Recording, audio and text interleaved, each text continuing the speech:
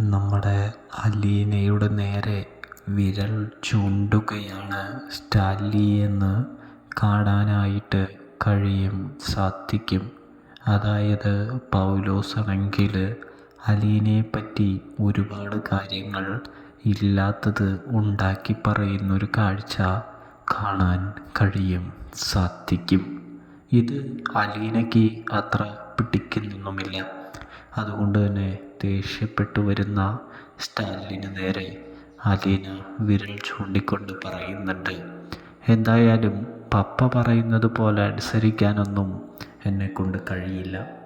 തെറ്റിനെ ഞാൻ തീർച്ചയായിട്ടും ഇല്ലാതെയാക്കും. അത് ഈ പൗലോസേട്ടൻ ചിലപ്പോൾ ഇവിടെ നിന്ന് പുറത്താവാനുള്ള സാധ്യതയുമുണ്ട് എന്ന് അലീന സ്റ്റാൻലിയോട് പറഞ്ഞു വയ്ക്കുകയാണ്.